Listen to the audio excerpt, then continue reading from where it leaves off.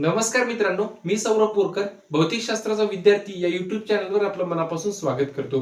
आज आपण पाहणार क्लास 12 चा सगळ्यात इम्पॉर्टंट आणि इंटरेस्टिंग चॅप्टर, ज्याचं नाव आहे करंट इलेक्ट्रिसिटी. मागच्या लेक्चरमध्ये आपण बघितलं की किर्चॉफ्स करंट लॉ आणि किर्चॉफ्स व्होल्टेज लॉ काय असतो. तर किर्चॉफ्स करंट लॉ आपल्याला काय सांगतो की किर्चॉफ्स करंट लॉ आपल्याला सांगतो की जेवढा करंट जंक्शनवर येतो तेवढाच करंट जंक्शनला सोडून जातो. याचा अर्थ काय की sum of current entering the junction is equal to sum of current leaving the junction. जो करंट जंक्शन वर येतो त्याला आपण काय लिहितो, पॉझिटिव्ह, आणि जो करंट जंक्शनला सोडून जातो त्याला आपण काय लिहितो, निगेटिव्ह. याचा अर्थ सरळ सरळ काय की टोटल करंट किती राहील त्या जंक्शनवर, सरळ सरळ summation of I is equal to 0. त्याच्यानंतर काय सांगितलं की किर्चॉफ्स करंट लॉ हा कोणत्या लॉच्या बेसिसवर काम करतो, on the basis of law of conservation of charge. बरोबर. त्याच्यानंतर आपण दुसरा काय पाहिला, केव्हीएल म्हणजे काय, किर्चॉफ्स व्होल्टेज लॉ.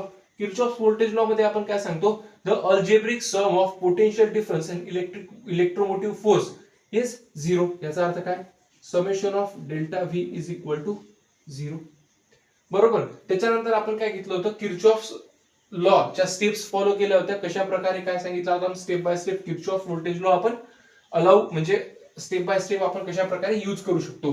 त्यात सगळ्यात पहिले आपण काय सांगितलं होतं की कुठल्याही एका पर्टिक्युलर बॅटरीमधून करंट आपल्याला काय करायचा, ड्रॉ करायचा. त्याच्यात आपण काय घेतलं होतं, साइन कन्व्हेन्शन्स पाहिले होते. काय पाहिलं होतं आपण त्यात, साइन कन्व्हेन्शन्स. साइन कन्व्हेन्शन मध्ये आपण काय पाहिलं होतं की एक डेल्टा व्ही पॉझिटिव्ह असेल म्हणजेच तुम्ही काय केलं, पोटेन्शियल गेन केलं. आणि दुसरं काय की जर डेल्टा व्ही निगेटिव्ह आहे तर तुम्ही पोटेन्शियल काय केलं, ड्रॉप. बरोबर. आता काय करायचं, जनरली आपण काय घेतलं होतं, सगळ्यात पहिले एका बॅटरीसाठी म्हणा किंवा सेलसाठी, जर समजा आपण हायर पोटेन्शियल कडून लोअर पोटेन्शियल कडे जर जात असू, आपली जर पाथ त्या डायरेक्शन कडे जात असेल, म्हणजे हायर पोटेन्शियल कडून लोअर पोटेन्शियल कडे जात असेल, तर डेल्टा व्ही काय येतो आपला, निगेटिव्ह.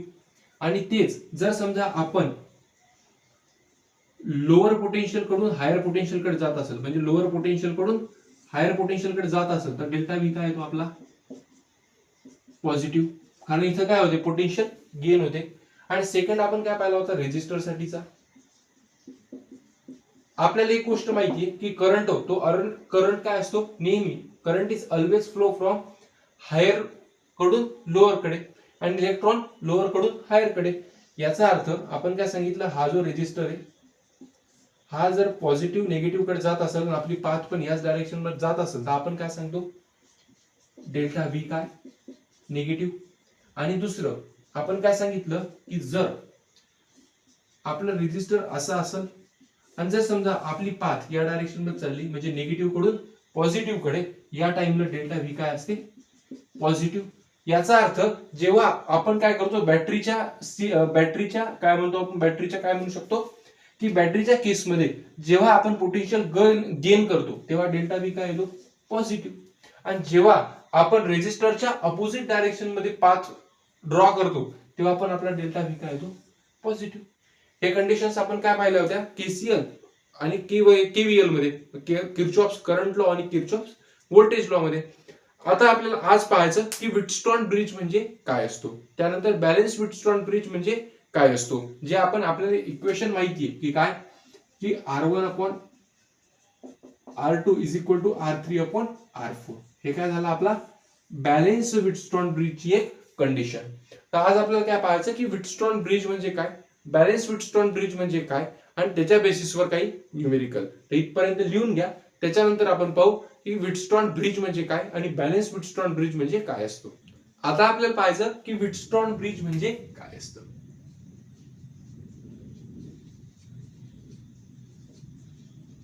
व्हिटस्टोन ब्रिज विटस्टॉन नावाचे एक सायंटिस्ट होते, त्यांनी काय सांगितलं की एक कॉम्बिनेशन सांगितलं की 4 ते 5 रेजिस्टरचं एक असं कॉम्बिनेशन सांगितलं किंवा 5 पेक्षा जास्त त्याचं एक कॉम्बिनेशन सांगितलं.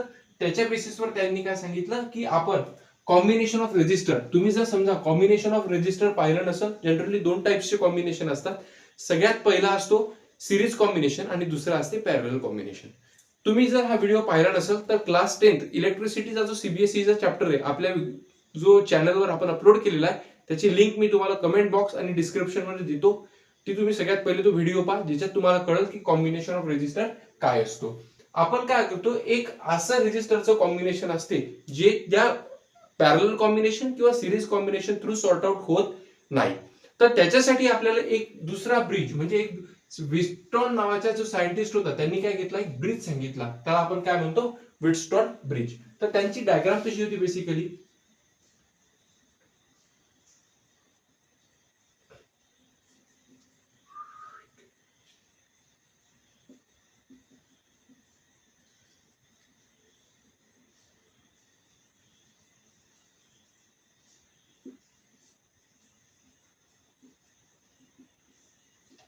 बरोबर, आणि मधात एक दुसरा रेजिस्टर, याचा R1 हा R2 हा R3 हा आपला R4 आणि हा घेतला आपण R5. याचं आपण नाव दिलं A आणि याचं आपण नाव दिलं B. आता काय आलं, विटस्टॉन ब्रिजच्या म्हणण्यानुसार काय असते की विटस्टॉन ब्रिज आपल्याला सांगते की जर समजा हा जो R5 रेजिस्टर आहे, हे दोन R1 R2 R3 आणि R5 हा जो मिड रेजिस्टर आहे, या रेजिस्टर मधून करंट पास आउट होत नाही. तर काय सांगते,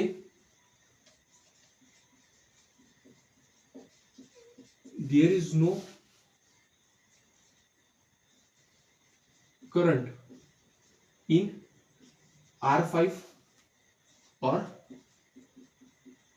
मिड रेजिस्टर, त्यालाच आपण काय म्हणतो मिड रेजिस्टर. जर समजा या R5 रेजिस्टर मधून जर समजा करंट पास आउट होत नसेल तर काय होणार की सरळ सरळ आता मला सांगा इथून काय होणार, R1 R2 R3 आणि R4 या गोष्टी काय होणार, बॅलन्स होणार. तर आता जनरली तुम्हाला जे न्यूमेरिकल क्वेश्चन्स विचारतात, नाही तर स्टेट बोर्ड मध्ये पण क्वेश्चन विचारतात, ते तुम्हाला विटस्टॉन ब्रिज मध्ये विचारण्यापेक्षा ते तुम्हाला विचारतात on the basis of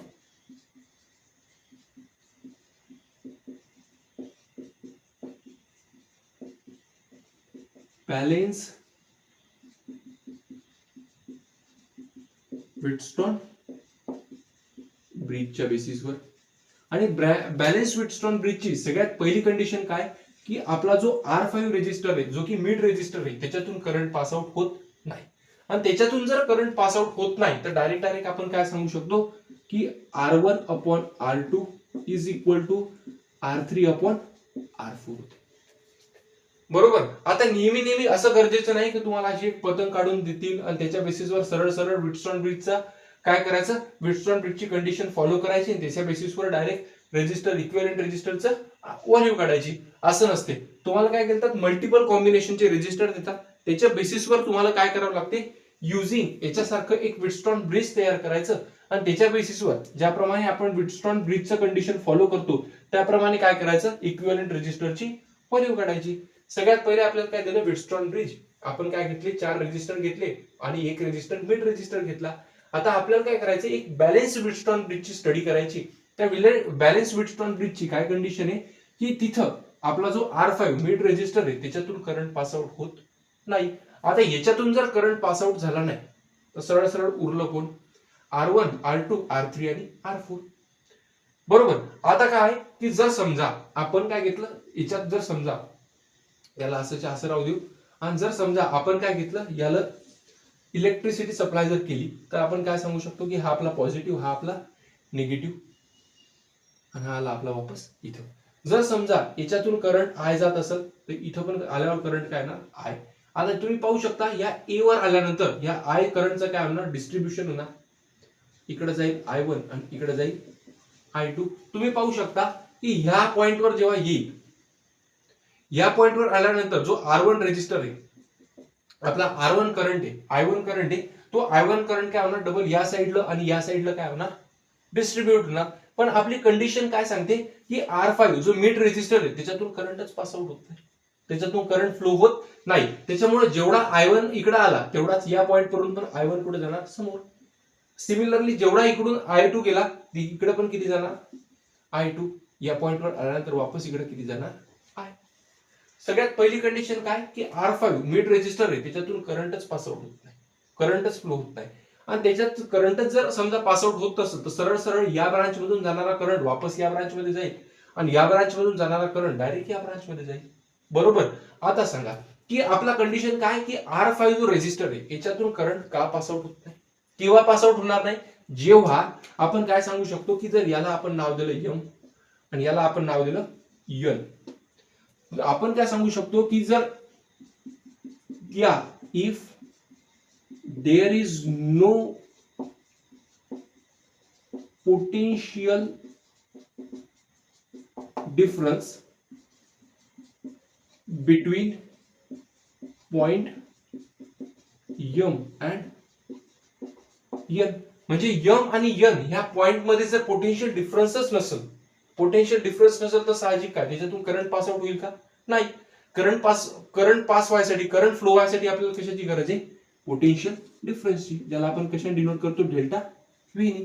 potential डिफरन्सची जर त्याच्यात पोटेन्शियल डिफरन्स या पॉइंट वरचा आणि या पॉइंट वरचा जर सेम असेल तर करंट फ्लो होईल का, नाही.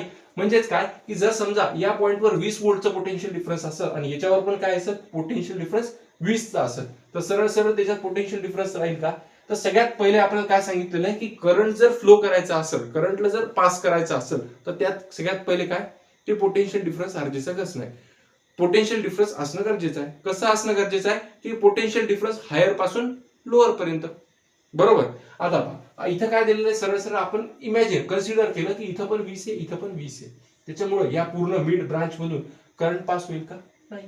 ही पण काय आहे, कंडिशन आहे. जर समजा या कंडिशन मध्ये ह्या मिड रेजिस्टरच्या पॉइंट्स मध्ये जर समजा दोघांचे पोटेन्शियल डिफरन्स काय असेल, सेम असेल, तर बाबा या मिड रेजिस्टर जो R5 आहे त्याच्यातून करंट पास होणार नाही. आणि त्याच्यातून जर करंट पास झाला नाही तर आपण काय सांगू शकतो, व्हिटस्टोन ब्रिजची कंडिशन, जी काय R1/R2 is equal to R3/R4. आलं लक्षात. आता पहा सरळ सरळ आपण काय सांगू शकतो की ही कंडिशन जर आली तर आता आपल्याला काय करायचं, ह्याच्या बेसिसवर ही कंडिशन आपली येते कशी ही फाइंड आउट करायची. सरळ सरळ तुम्हाला तर सांगितलं ना, ऍट दी एंड आन्सर किती येणार, व्हिटस्टोन ब्रिजच्या प्रिन्सिपल नुसार R1/R2 is equal to R3/R4. पण ते कसं आलं हे पण पाहणं गरजेचं आहे. त्याच्या बेसिसवर आपल्याला समजते की आपण न्यूमेरिकल कशा प्रकारे सॉर्ट आउट करायची. तर ही कंडिशन काय, सगळ्यात पहिली कंडिशन आहे या बॅलन्स व्हिटस्टोन ब्रिजची, की काय की ह्या या जो मिड रेजिस्टर आहे जो R5 आहे त्याच्यातून करंट पास आउट होत नाही. आणि दुसरी कंडिशन काय की त्याच्यात करंट पास का होत नाही, कारण त्या दोन्ही पॉइंट मधलं जे पोटेन्शियल डिफरन्स आहे ते काय, सेम. पोटेन्शियल डिफरन्सच त्याच्यात जर 0 असेल तर त्याच्यातून करंट पास होईल का, नाही. ही एक काय झाली आपली सेकंड कंडिशन. या दोन कंडिशन्स आहेत, याच्या बेसिसवर आपल्याला ठरते की आपलं बॅलन्स व्हिटस्टोन ब्रिज कसं काम करते. आणि जनरली तुम्हाला न्यूमेरिकलचे प्रश्न विचारतात ते कशाच्या बेसिसवर विचारतात, बॅलन्स व्हिटस्टोन ब्रिजच्या बेसिसवर. ह्या कंडिशन्स लिहून घ्या. त्याच्यानंतर आपण पाहू की कशा प्रकारे R1/R2 आणि R3/R4 घेते ते. तर पहा आता आपण काय पाहिलं, व्हिटस्टोन ब्रिज साठी दोन कंडिशन्स पाहिल्या. सगळ्यात पहिले आपण याच्यात काय पाहिलं, एक व्हिटस्टोन ब्रिज असते. व्हिटस्टोन ब्रिज म्हणजे काय की 5 ते 6 रेजिस्टरचं कॉम्बिनेशन आपल्याला दिलेलं असतं. त्याच्या बेसिसवर आपल्याला काय विचारतात, इक्विव्हॅलेंट रेजिस्टर. तर जनरली काय करायचं, आपण काय सांगितलं, अशा प्रकारे आपलं व्हिटस्टोन ब्रिजचं एक स्ट्रक्चर असतं. तर व्हिटस्टोन ब्रिजच्या स्ट्रक्चरमध्ये आपण सगळ्यात पहिली कंडिशन काय सांगतो की हा जो मिड रेजिस्टर आहे या मिड रेजिस्टर मधून करंटच पास होत नाही. आणि दुसरी गोष्ट का करंट पास होत नाही, कारण ह्या पॉइंट वरचं आणि ह्या पॉइंट वरचं पोटेन्शियल डिफरन्स काय असतं, सेम. याच्यामुळे काय कंडिशन असते, आपण काय करतो, अज्युम. सगळ्यात पहिले आपण अज्युम करतो की if there is no current in mid resistor और कोणता R5 रेजिस्टर. बरोबर. आता आपण काय सांगितलं की सगळ्यात पहिले या मिड रेजिस्टर मधून करंट फ्लो होत नाही. आता आपण काय सांगितलं का करंट फ्लो होत नाही, कारण ह्या पॉइंट वरचं आणि ह्या पॉइंट वरचं पोटेन्शियल डिफरन्स काय राहील, सेम राहील. तर आपण काय देऊ शकतो, potential difference at M is equal to potential difference at N is equal to काय लिहू सरळ सरळ तुम्ही सांगा. मी लिहितो याचं, याला लिहितो एक्स. ठीक आहे. आता मला सांगा याचा अर्थ इथंच मी काय लिहू शकतो एक्स आणि इथं पण काय लिहू शकतो एक्स. बरोबर. आता सांगा आपण काय सांगितलं की आपण पॉझिटिव्ह कडून गेलो, इकडे आला आपला व्ही पोटेन्शियल डिफरन्स आणि इकडून वापस येताना काय आला आपला झिरो. याचा अर्थ वापस येताना इथं काय आला झिरो. बरोबर. तर आता पोटेन्शियल डिफरन्स एक करायचं की जर समजा एक जर प्लेन वायर मध्ये जर ह्या पॉइंटवर पोटेन्शियल डिफरन्स व्ही असेल आणि त्या पूर्ण वायर मध्ये मधात जर रेजिस्टर नसेल, दुसरं कंडक्टर नसेल का कोणतं कॅपॅसिटर नसेल का बॅटरी नसेल, तर डायरेक्ट ह्या पॉइंटवर जर पोटेन्शियल डिफरन्स व्ही असेल तर प्लेन वायर मध्ये पण ह्या पॉइंटवर सुद्धा पोटेन्शियल डिफरन्स काय येणार व्ही. फक्त कंडिशन काय की मधात कुठलंच कंपोनंट नसलं पाहिजे. बरोबर. तर पहा जसं की आता इथं याचं या निगेटिव्हचं पोटेन्शियल डिफरन्स आपण म्हणजे झिरो आलं इकडचं, तर इकडून वापस येताना मधात काही आहे का नाही, त्याच्यामुळे डायरेक्ट इथं आपलं किती आलं झिरो. आता पाहायचं सगळ्यात पहिले आपलं काय सांगितलं करंट कुठून कुठं फ्लो होतोय या व्ही आपल्या ए पॉइंट पासून तर एक्स पॉइंट पर्यंत. याचा अर्थ याचं पोटेन्शियल डिफरन्स एक्स आहे, याचं पोटेन्शियल डिफरन्स व्ही आहे. बरोबर. आता काय करता येईल सरळ सरळ याचं पोटेन्शियल डिफरन्स व्ही, कारण करंट काय होते हायर कडून लोअर कडे, पोटेन्शियल डिफरन्स हायर कडून लोअर कडे जाते. हायर किती आहे V minus X is equal to V minus X is equal to काय ते I1 R1 I1 R1. सांगा डबल सेकंड रेजिस्टर साठी काय येईल एक्स कडून झिरो कडे चालला, याचा अर्थ काय सांगू शकतो एक्स कडून झिरो कडे चालला I1 R3. आता पहा जेव्हा इथून करंट इकडे गेला हायर कडून लोअर कडे तर काय आलं व्ही पासून एक्स पर्यंत गेला, तर काय लिहिता येते V minus X is equal to I2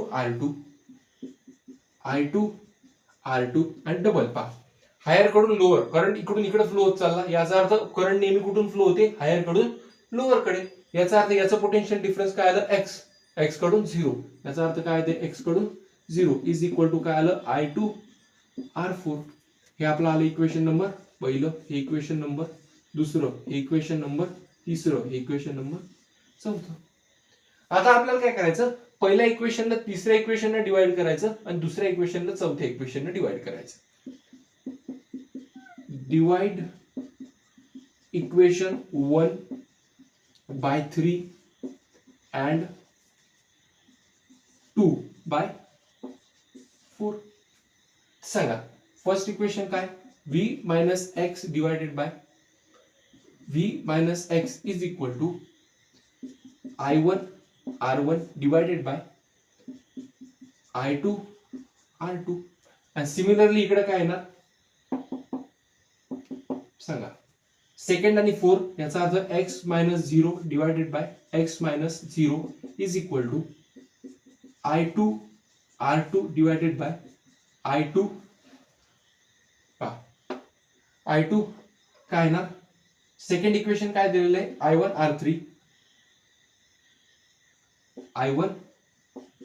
R3 आणि फोर्थ इक्वेशन काय I2 R4. मित्र सरळ सरळ याचा किती येणार 1 is equal to I1 R1 divided by I2 R2. इकडे किती येणार सांगा याचं पण 1 I1 R3 divided by I2 R4. सांगा सरळ सरळ काय करता येते I2 upon I1 is equal to R1 upon R2. काय लिहिता येते इथंच लिहितो I2 upon I1 is equal to R1 upon R2. Similarly याचं पण काय लिहिते ही टर्म इकडे गेली तर I2 upon I1 is equal to R3 upon R4.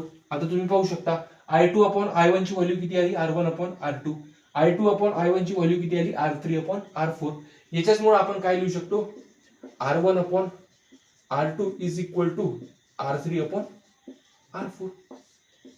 हीच कंडिशन तुम्हाला काय करायची होती सॅटिस्फाईड. याचा अर्थ काय होते मोस्ट ऑफ द टाइम 90% तुम्हाला काय दिलेलं असते मिड रेजिस्टर मधून करंट किती पास होतो सरळ सरळ झिरो. जर करंट झिरो पास झाला त्याच्यामुळे जेवढं इथं पोटेन्शियल डिफरन्स आहे तेवढंच काय राहील इथं पोटेन्शियल डिफरन्स आहे. बरोबर. त्याच्यामुळे काय होणार जो करंट इथून पास होईल तो या ब्रांच मध्ये जाईल, इथं पोटेन्शियल डिफरन्स सेम आहे खाली जात नाही, उरला तोच करंट, इकडे पण किती झाला तोच, सिमिलरली याच्यात पण जाणार तेवढाच. बरोबर. काय आली condition, R1/R2 is equal to R3/R4. त्याच्यासाठी काय अज्युम करणं गरजेचं आहे की मिड रेझिस्टर मधून करंट पास होत नाही, आणि दुसरं त्या दोन्ही पार्टिकलचं पोटेन्शियल डिफरन्स काय आहे, सेम आहे. त्याच्या बेसिसवर तुम्ही काय करू शकता, व्हिटस्ट्रॉन ब्रिजचं प्रिन्सिपल फाइंड आउट करू शकता. R1/R2 is equal to R3/R4. इथपर्यंत लिहून घ्या. त्याच्यानंतर आपण पाहू की व्हिटस्ट्रॉन ब्रिजचे काही न्यूमेरिकल्स. तर पहा, आता आपण काय पाहिलं, व्हिटस्ट्रॉन ब्रिज म्हणजे काय असते. 2 मिनिटात आपण जर व्हिटस्ट्रॉन ब्रिज म्हणजे काय, तर आपण काय सांगू शकतो की सरळ सरळ इकडचा रेजिस्टन्स डिवाइडेड बाय इकडचा रेजिस्टन्स ते इक्वल असतात. इकडचा रेजिस्टर डिवाइडेड बाय इकडचा रेजिस्टर. जर हे सगळे रेजिस्टर एकमेकांसोबत जर बॅलन्स असतील तर आपण काय सांगू शकतो की जो मिड मधला रेजिस्टर आहे त्याच्यातून करंट पास आउट होत नाही.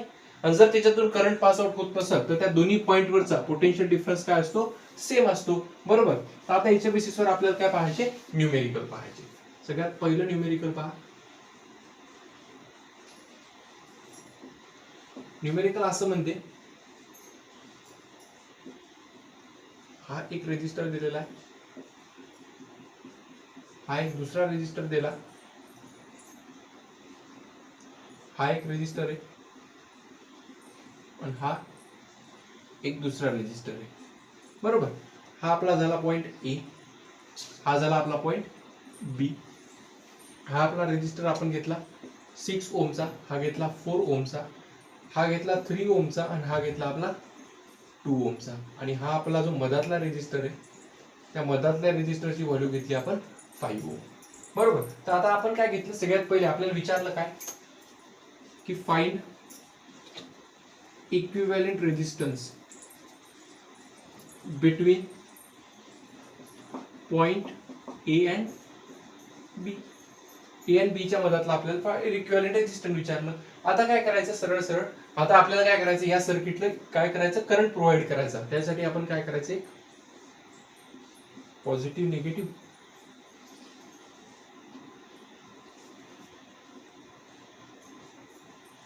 जोडला.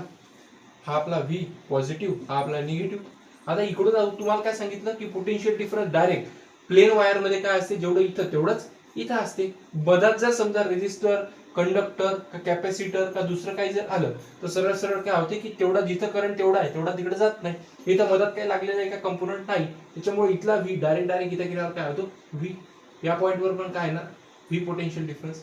बरोबर. आता काय होणार, इथून करंट आय चालला, इथून पण करंट आय गेला. आता इथं केल्यानंतर 2 याच्यात डिवाइड झाला, इकडून गेला I1, इकडून गेला I2. आता आपण काय सांगितलं की जर इकडची टर्म आणि इकडची टर्म ही डिवाइड केल्यानंतर आणि इकडची टर्म ही बॅलन्स केल्यानंतर जर आपण इक्वलाइज करू तेव्हा जर ती बॅलन्स होत असतील तर समजायचं की मिड रेजिस्टर मधून करंट पास आउट होत नाही. आणि जर मिड रेजिस्टर मधून करंट पास आउट होत नसेल तर या पॉइंटवर आणि या पॉइंटवर पोटेन्शियल डिफरन्स काय असतं, सेम. बरोबर. आता पहा, सरळ सरळ आपण याला नाव देऊ एक्स आणि याला पण नाव आपण काय देऊ, एक्स. आता इथून काय घेतलं, सरळ सरळ पोटेन्शियल डिफरन्स इथे किती आला, व्ही. वापस इथे येऊन पण इथे किती आला, 0 आलं. सगळ्या पॉइंटवर पोटेन्शियल डिफरन्स आलं. आता काय करायचं, आपण बॅलन्स कंडिशन आहे का पाहायची. तर बॅलन्स कंडिशन कशी येते, 6/3 म्हणजे R1/R2 is equal to R3/R4 म्हणजे 4/2. 4/2. 6/3 इज इक्वल टू 2 ओम आणि 4/2 म्हणजे किती, 2 ओम. याचा अर्थ आपण काय सांगू शकतो की आपलं जे ब्रिज आहे ते ब्रिज काय, आपलं जे ब्रिज आहे ते ब्रिज काय, बॅलन्स आहे. बॅलन्स व्हिटस्ट्रॉन ब्रिज आहे. त्याच्यामुळे आपण काय सांगतो की जो मिड रेजिस्टर आहे, तो जो मिड रेजिस्टर आहे त्याच्यातून करंट पास होणार नाही. बरोबर. त्याच्यातून करंट जर पास झाला नाही तर त्या दोन्ही पॉइंटवरचं जे पोटेन्शियल डिफरन्स आहे ते काय राहील, सेम. या पॉइंटवरचं तेवढंच, या पॉइंटवरचं. बरोबर. आता आपण काय सांगू शकतो, सरळ सरळ की आता आपल्याला काय घ्यायचं, व्ही पासून तर एक्स पर्यंतचा 6 आहे, डबल 6 पासून तर 0 पर्यंत 4 आहे. अगेन वापस इथं गेलो तेवढाच, इथं पण तेवढाच. आता तुम्ही काय घेतले, 2 टाइप्सचे कॉम्बिनेशन असतात. सगळ्यात पहिलं म्हणजे सिरीज कॉम्बिनेशन आणि दुसरं असते पॅरलल कॉम्बिनेशन. तर सिरीज कॉम्बिनेशन आता पाहू शकता की हे दोघं एकमेकांसोबत काय सिरीज कॉम्बिनेशन मध्ये आहेत आणि हे दोघं एकमेकांसोबत काय सिरीज कॉम्बिनेशन मध्ये. आणि यांचं कॉम्बिनेशन आणि यांचं कॉम्बिनेशन एकमेकांसोबत काय, यांचं कॉम्बिनेशन एकमेकांसोबत पॅरलल मध्ये. तर सांगा सिरीज कॉम्बिनेशन मध्ये या दोघांचं इक्विव्हॅलेंट रेजिस्टर काय येणार, 6 + 4 10. याचा अर्थ आपण काय सांगू शकतो, हा एक रेजिस्टर, हा दुसरा रेजिस्टर. याचं काय आलं 6 + 4 10 ओम, आणि याचं किती आलं 3 + 2 5 ओम. बरोबर. हा आपला पॉइंट ए घेतला, हा पॉइंट आपला बी घेतला. आता काय करायचं, याचं इक्विव्हॅलेंट रेजिस्टर. आता हे दोघं पण एकमेकांसोबत काय पॅरलल कॉम्बिनेशन. तर काय आहे ते 1/Re is equal to 1/10 plus 1/5. सांगा किती येते 5 10 15. 15 divided by 50 is equal to किती येते सांगा 3/10. याचा अर्थ Re is equal to 10/3 ohm. याचा अर्थ टोटल सर्किटचं इक्विव्हॅलेंट रेजिस्टर काय 10/3. आता जो पॅरलल कॉम्बिनेशन मध्ये जर दोन रेजिस्टर असतील आणि त्याचा डायरेक्ट फॉर्म्युला जर सांगायचा असेल तर त्याचा डायरेक्ट फॉर्म्युला काय असतो मित्रो, Re is equal to R1 R2 divided by R1 plus R2. R1 काय आपला R1 दिलेला आहे 6. R2 काय नाही R1 R2 म्हणजे काय, पहिला रेजिस्टर आपला काय दिलेला आहे 10 into R2 5 divided by 10 plus 5 म्हणजे काय 50/15 म्हणजे 10/3. तुम्ही पाहू शकता सेम सेम. हा फॉर्म्युला यूज करून तुम्ही काय करता पॅरलल कॉम्बिनेशनचे इक्विव्हॅलेंट रेजिस्टर फाइंड आउट करू शकता, नाहीतर ह्या फॉर्म्युल्यानुसार फाइंड आउट करू शकता. अशा प्रकारे तुम्ही काय करू शकता एक व्हीटस्टोन ब्रिजचे क्वेश्चन्स फाइंड आउट करू शकता. बरोबर. जर समजा दोन रेजिस्टर दिलेले तर 4 रेजिस्टर दिलेले, ते जर एकमेकाला बॅलन्स करत असतील तर ह्या मिड रेजिस्टर मधून करंट पास होत नाही. याच्यातून जर करंट पास झाला नाही तर ह्या दोन्ही पॉइंट वरचा पोटेन्शियल डिफरन्स सेम राहील. बरोबर. त्याच्यामुळे आपण काय करू शकतो अशा प्रकारे व्हीटस्टोन ब्रिजचा क्वेश्चन फाइंड आउट करू शकतो. हा झाला आपला एक बेसिक क्वेश्चन. अजून एक न्यूमेरिकल पाहू आपण. आता आपण अजून एक न्यूमेरिकल पाहू.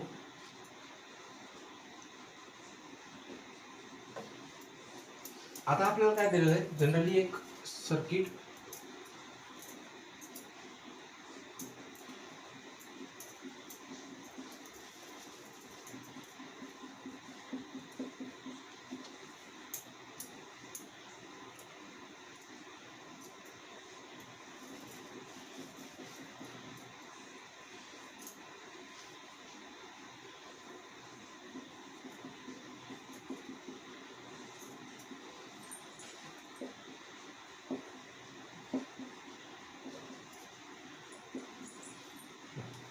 इकडचा पॉइंट आपण घेतला ए, इकडचा पॉइंट आपण घेतला बी, आणि आपण काय घेतलं याला एक बॅटरी कनेक्ट केली,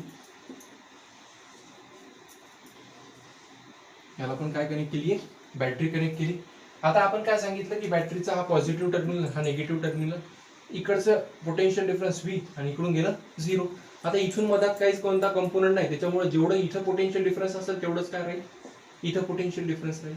जेवढं इथं पोटेन्शियल डिफरन्स राहील तेवढंच काय आलं या पॉईंटवर येणार पोटेन्शियल डिफरन्स येईल. बरोबर. आता काय होईल या पॉईंटवर आला म्हणलं या पॉईंटवर पोटेन्शियल डिफरन्स तेवढंच आहे 0. आता पहा तुम्हाला काय सांगितलं की जर समजा इथं रेजिस्टर नसतं तर डायरेक्ट इथं पण पोटेन्शियल डिफरन्स 0 आलं असतं, आणि इथं रेजिस्टर नसतं तर डायरेक्ट इथलं पोटेन्शियल डिफरन्स इथं आलं असतं. पण मदत काय दिलेलं आहे तुम्हाला एक रेजिस्टर दिलेलं आहे. त्याच्यामुळे तुम्ही व्हीटस्टोन ब्रिज मध्ये काय पाहू शकता की तुम्हाला 4 पॉईंट दिलेले असतात. एक म्हणजे ए पॉईंट असतो, बी पॉईंट, एक एक्स आणि एक वाय पॉईंट. बरोबर. एक्स आणि वाय म्हणण्यापेक्षा आपण काय घेतलं होतं एक एम पॉईंट घेतला होता, एक एन पॉईंट घेतला होता. बरोबर. आता एम एन जर आपण घेतला होता तर आपण जर पद्धतशीर इथे लिहायचं तर काय लिहिता येते, हा आपण ए पॉईंट घेतला होता, हा आपण बी घेतला, हा आपण एम घेतला आणि हा एन घेतला होता. आता सांगू शकता की ए आणि बी पॉईंट तर आपले आले, आता उरले 2 पॉईंट कोणकोणते एम आणि एन. तर आपण इथं पोटेन्शियल डिफरन्स घेतलं एम, इथं आपण काय सांगितलं एन.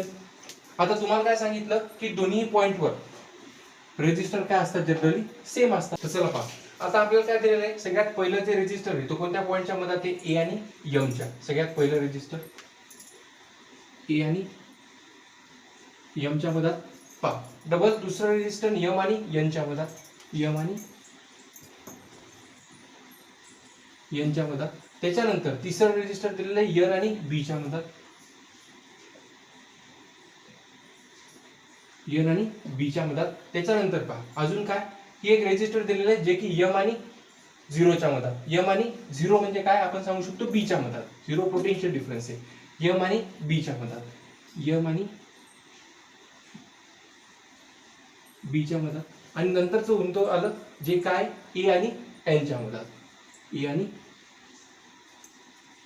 एनच्या मधात. आता तुम्ही पाहू शकता की इथं काय दिसायला लागलं आपल्याला की एक व्हीटस्टोन ब्रिज ऑटोमॅटिकली काय तयार झालाय, तयार झाला. आता तुम्हाला काय सांगितलं की जर समजा इकडचं रेजिस्टर आर, इकडचं आर, इकडचं पण आर, आर आणि आर. आता आपण काय सांगतो की व्हीटस्टोन ब्रिज मध्ये जर समजा हे आर अपॉन आर आणि आर अपॉन आर हे जर बॅलन्स असतील तर या मिड रेजिस्टर मधून करंट पास आउट होत नाही. आता आपल्याला करून पाहायचं सरळ सरळ काय R upon R is equal to R upon R. याचा अर्थ किती आला आपलं 1. बरोबर, जेवढे इकडे रेजिस्टर आहे तेवढंच तिकडे रेजिस्टर आहे. बरोबर, याचा अर्थ आपण काय सांगू शकतो की आपलं जे ब्रिज आहे ते काय बॅलन्स ब्रिज आहे. आता बॅलन्स ब्रिज आहे याच्यामुळे या रेजिस्टर मधून करंट पास आउट होईल का, नाही. इकडून जर करंट पास आउट होणार नाही तर काय होणार की जेवढा पोटेन्शियल डिफरन्स इथं राहील तेवढाच पोटेन्शियल डिफरन्स इथं राहील. बरोबर, या पॉइंटवर आपण बघितलं पोटेन्शियल डिफरन्स आपला व्ही आला. या पॉइंटवर आपण पाहिलं होतं आपला पोटेन्शियल डिफरन्स किती आला, वापस इथं आल्यानंतर 0. कारण आपण काय केलं होतं याला एक बॅटरी कनेक्ट केली होती, केली होती. या बॅटरीला आपण नाव दिलं होतं पॉझिटिव्ह पासून निगेटिव्ह, याला व्ही सांगितलं होतं, याला ओ सांगितलं. बरोबर, आता काय सांगितलं की जर याच्यात करंट पास आउट होत असेल तर याचं पोटेन्शियल डिफरन्स याचं पोटेन्शियल डिफरन्स दोघांचं पण काय असते सेम. याचंही एक्स आणि याचं पण एक्स आहे.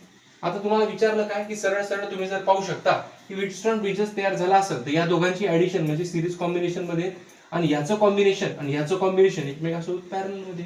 तर आपल्याला विचारलेलं काय की फाइंड इक्विव्हॅलेंट रेजिस्टर. आता पहा आपल्याला काय सांगितलं की मिड रेजिस्टर मधून करंट पास होत नाही का, कारण या दोन्ही पण ब्रांचेस काय आहेत एकमेकांसोबत बॅलन्स येतात. बरोबर, आता याच्यातून करंट जात नसेल याचा अर्थ जेवढं पोटेन्शियल डिफरन्स इथं राहील तेवढंच पोटेन्शियल डिफरन्स इथं राहील. आता काय होणार, हे दोघं जण एकमेकांसोबत सिरीज मध्ये, हे दोघं पण एकमेकांसोबत सिरीज मध्ये. या दोघांच्या कॉम्बिनेशनचा किंवा या दोघांच्या कॉम्बिनेशनचा हे दोघं एकमेकांसोबत काय पॅरलल मध्ये. याचा अर्थ आपण काय सांगू शकतो की 1 upon R E is equal to 1 upon किती येणार आर प्लस आर 2r.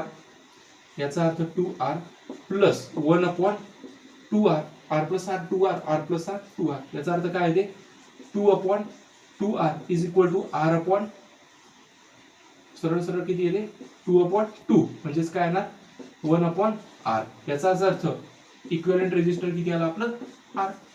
आता तुम्हाला एक फॉर्म्युला सांगितला होता इक्विव्हॅलेंट रेजिस्टरचा. जर समजा पॅरलल कॉम्बिनेशन मध्ये जर आपल्याला रेजिस्टर दिले असतील तर काय आहे R E is equal to R1 R2 divided by R1 plus R2. आता ह्याचं जर आपल्याला कॉम्बिनेशन सांगायचं तर आपण कसं सांगू शकतो की हे दोन रेजिस्टर येतं, या दोघांचा एक कॉम्बिनेशन आलं होतं आणि हा रेजिस्टर आहे याचं आलं होतं 2R आणि याचं पण किती आलं होतं 2R. बरोबर, किती आहे ते सांगा.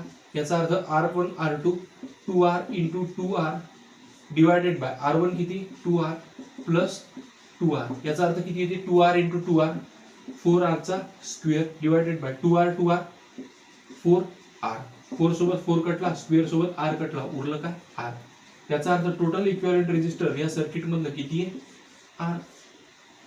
बरोबर, सगळ्यात पहिले काय केलं की तुम्ही सांगितलं की समजा तुम्ही काय घेतलं एक बॅटरी मधून इकडून किती चालला पोटेन्शियल डिफरन्स V, वापस इथून किती चालला 0. याचा अर्थ या पॉइंटवर 0 आला, या पॉइंटवर V आला. बरोबर, उरला आपण व्हीटस्टोन ब्रिज मध्ये 2 पॉइंट, तर 2 पॉइंट आपण घेतले M आणि N. आता आपल्याला काय सांगायचं की हा आपण काय केला या पॉइंट नुसार एक व्हीटस्टोन ब्रिज ड्रॉ केला.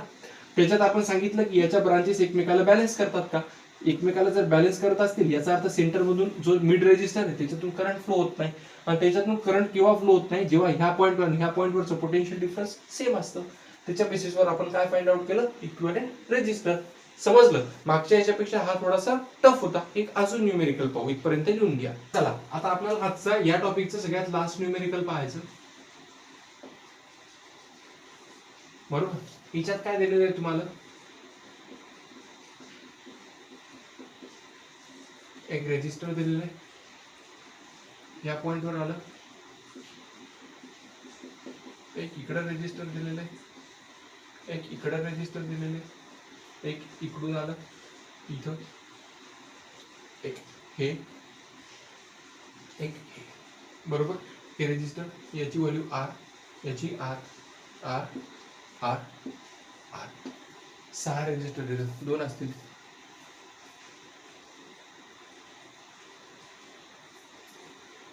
आर बरोबर. आणि आता काय सांगितलं तुम्हाला, इक्विव्हॅलेंट रेजिस्टर सांगितलं ए आणि बी च्या मधातलं, बरोबर. आता जनरली काय विचारलं तुम्हाला, फाइंड इक्विव्हॅलेंट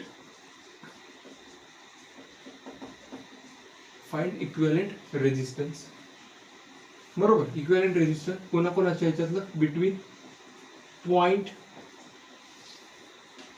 ए अँड बी.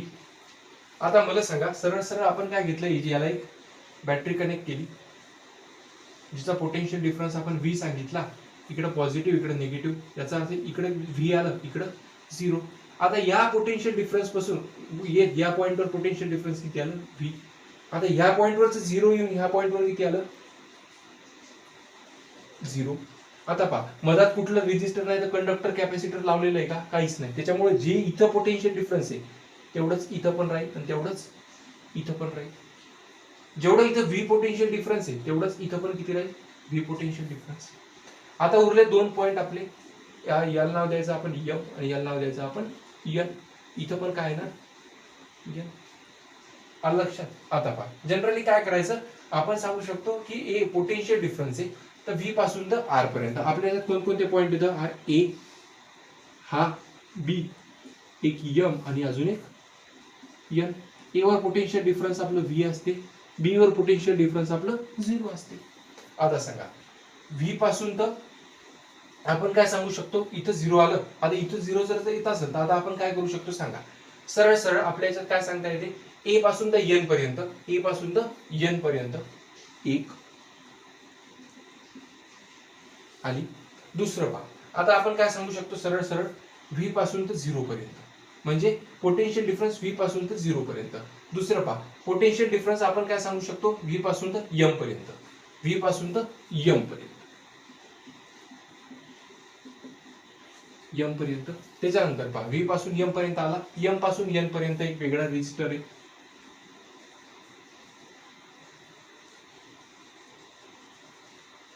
ह्यो रेजिस्टर ठेव. आणि डबल काय आला अजून, एन पासून तर 0 पर्यंत, म्हणजे एन वर काही पोटेन्शियल डिफरन्स असेल तिथून तर 0 पर्यंत, एन पासून तर 0 पर्यंत पोटेन्शियल डिफरन्स आलं. त्याच्यानंतर पहा, अजून काय दिलेलं आहे, उरला एम पासून तर एन पर्यंतचा, कोणता, एम पासून तर एन. तर आता पहा, आता आपल्याला काय दिलेलं आहे की एम पासून तर 0 पर्यंतचं किती आलं, आर. म्हणजे एम वर पोटेन्शियल डिफरन्स काही असेल तिथून 0 पर्यंतचा पोटेन्शियल डिफरन्स, त्याच्यात रेजिस्टर किती, आर. हे सगळे रेजिस्टरचे किती व्हॅल्यू येतात, आर. आता एक रेजिस्टर उरलं आपलं, ते कोणतं उरलं पहा, ते उरलं आपलं व्ही पासून तर 0 पर्यंतचं, बरोबर. व्ही पासून तर 0 पर्यंतचं. आता कोणतं उरलं आपलं, व्ही पासून तर 0 पर्यंतचं. काय आलं, कारण जनरली आपल्या याच्यात 6 इक्विव्हॅलेंट रेजिस्टर, 6 रेजिस्टन्स दिलेले आहेत, त्याच्यामुळे एक तर रेजिस्टर जास्त आलं. व्ही पासून तर 0 पर्यंत आलं, पण तुम्ही पाहू शकता हे यानं कोणाला कनेक्ट केलेलं आहे का कोणाला लागून गेला. तर आपण काय घ्यायचं, जनरली याला याच्या वरून गेलेला सांगायचं. जो रेजिस्टर आहे हा काय गेलेला आहे, याच्या वरून गेलेला आहे. वरून जाताना आपण काय सांगू शकतो, असा. याची पण व्हॅल्यू किती आहे, आर, बरोबर. आता आपल्याला काय करायचं की हे जे रेजिस्टर आहेत हे रेजिस्टर एकमेकाला बॅलन्स करायचे. जर ते बॅलन्स झाले तर आपण काय सांगू शकतो की यानं बॅलन्स व्हीटस्टोन ब्रिजची कंडिशन फॉलो केली, याचा अर्थ या मिड रेजिस्टर मधून जाणारा करंट 0 राहील. आणि केव्हा 0 राहील, जेव्हा इथलं पोटेन्शियल डिफरन्स आणि इथलं पोटेन्शियल डिफरन्स काय राहील, सेम. बरोबर. करून पहा, R upon R is equal to R upon R. याचाच अर्थ आपण काय लिहू शकतो, देअरफॉर 1 इज इक्वल टू 1. जेवढं रेजिस्टर इकडचं आहे तेवढं रेजिस्टर इकडचं, याचा अर्थ हा काय झाला, balance Wheatstone bridge. Balance Wheatstone bridge असेल तर बरोबर बहुतेक काय सांगणार आपण की या मिड रेजिस्टर मधून करंट पास होईल का, नाही. त्याच्यामुळं इथलं जेवढं पोटेन्शियल डिफरन्स राहील तेवढंच इथलं पण राहील. इथला आपण पोटेन्शियल डिफरन्स घेऊ एक्स, इथलं पण घेऊ आपण एक्स. घेतला. आता मला सांगा मित्र, सरळ सरळ आपल्याला काय करता येईल की हे 2 रेजिस्टर एकमेकांसोबत काय सिरीज मध्ये येतं, पण यांचं कॉम्बिनेशन आणि यांचं कॉम्बिनेशन एकमेकांसोबत काय पॅरलल मध्ये. तर याची डायग्राम जर आपल्याला काढायची तर आपण कशी काढू शकतो, हा एक रेजिस्टर, हा दुसरा रेजिस्टर, एक मधातला मिड रेजिस्टर आणि डबल खालचे 2 रेजिस्टर. बरोबर. इकडचा पॉइंट आपण घेतला ए, इकडचा पॉइंट आपण घेतला बी. याची पण व्हॅल्यू आर, याची आर आर आर आणि आर. आता हे दोघं एकमेकांसोबत काय सिरीज मध्ये, हे दोघं पण एकमेकांसोबत काय सिरीज मध्ये. तर आता काय करू शकतो आपण याच्या बेसिसवर, या दोघांचा मिळून एक रेजिस्टर, याचा तो ऑलरेडी एक रेजिस्टर आहेच, याचा पण काय होणार, या दोघांचा मिळून एक रेजिस्टर येणार. याची व्हॅल्यू किती येणार, आर प्लस आर 2R, याची आर आणि याची किती येणार, आर आर 2R. चला पॉइंट ए आणि बी मधला. आता सांगा 2R आर आणि आर आहे, तर सरळ सरळ हे काय इक्विव्हॅलेंट रेजिस्टर येतं, पॅरलल कॉम्बिनेशन येतं. काय करू शकतो, 1/RE is equal to 1/2R plus 1/R plus 1/2R. बरोबर. 1/2R म्हणजे काय करता येईल, 1/2R plus 1/2R plus 1/R. हे इकडे घेतलं, हे तिकडे घेतलं, काय करता येते, 1/2R 1/2R 2/2R. याचा अर्थ काय घेता येते, 1/R plus 1/R. 1/R plus 1/R म्हणजे काय, सरळ सरळ आपण काय करू शकतो, 1/R प्लस 1/R. याचा अर्थ काय घेतो आपण, 2/R. देअरफॉर याचाच अर्थ काय घेऊ शकतो आपण, equivalent resistor is equal to R/2. याचा अर्थ जे इक्विव्हॅलेंट रेजिस्टन्स आहे या ए आणि बी या पॉइंटच्या दरम्यानचं आपण काय सांगितलं, किती आहे, R/2. बरोबर. तर काय घ्यायचं, सगळ्यात पहिले डिसाईड करायचं की तुम्हाला डायग्राम का तुम्हाला सर्किट कशाही प्रकारचं दिलेलं असेल तर सगळ्यात पहिले तुम्ही काय करायचं, एक बॅटरी कनेक्ट करायची, एक पॉझिटिव्ह टर्मिनल, एक निगेटिव्ह टर्मिनल. जर समजा निगेटिव्ह पॉझिटिव्ह टर्मिनल मधून जाणारा जो व्होल्टेज आहे त्याच्या मधात जर कुठलंच रेजिस्टर नाही तर कॅपॅसिटर कनेक्ट केलेलं नसेल तर डायरेक्ट त्या पॉईंटवरचं जेवढं काही पोटेन्शियल डिफरन्स असेल ते दुसऱ्या पॉईंटवर नाही. बरोबर. आता काय होणार, सिमिलरली ह्या पॉईंटवरचं पण काय राहील, जर समजा मधात रेजिस्टर कॅपॅसिटर काही नसेल तर डायरेक्ट इथलं जेवढं पोटेन्शियल डिफरन्स आहे ते इकडे लागेल. बरोबर.